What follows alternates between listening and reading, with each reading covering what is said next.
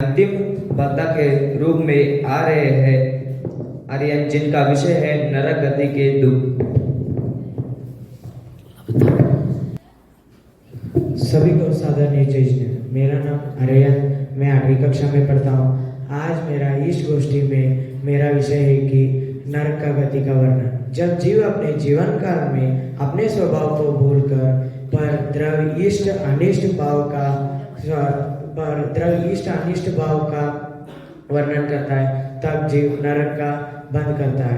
अब मैं इतना बोलकर मेरा गोष्ठी शुरू करता हूँ। नरक की भूमिका स्पर्शमात्र करते समय नारकियों को इतना वेदन होता है कि हजारों बिच्छू एक साथ टंक मारे जैसा होता है, और नरक और रक्त और महावध और छोटे छोटे कीड़ों से भरे हुए शरीर का देह दाह देने वाली एक वैतरिक नदी है, जिसमें नारकी अपने शांत लाभ के लिए कूदते हैं, लेकिन उधर उनको पिंड अधिक भयंकर हो जाता है।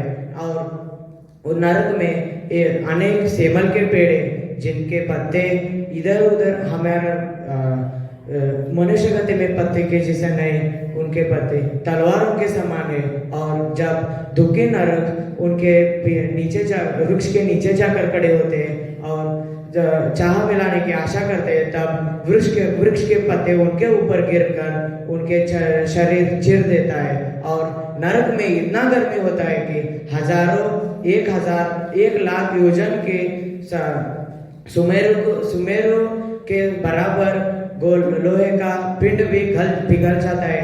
और इतना ठंड भी होता है कि सुमेरु के समान लोहे का गोला भी गल जाता है।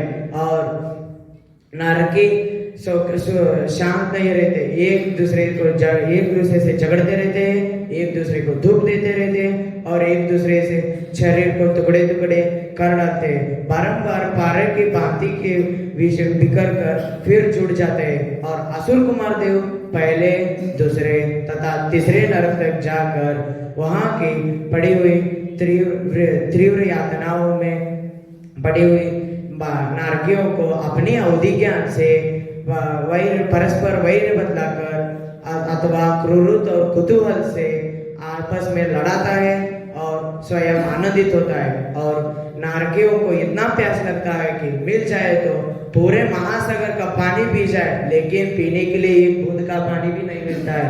और नारकियों को इतना भूख भी लगता है कि मिल जाए तो पूरे तीनों लोग के अनाज खा जाए, लेकिन खाने के लिए भी एक दान भी नहीं मिलता है।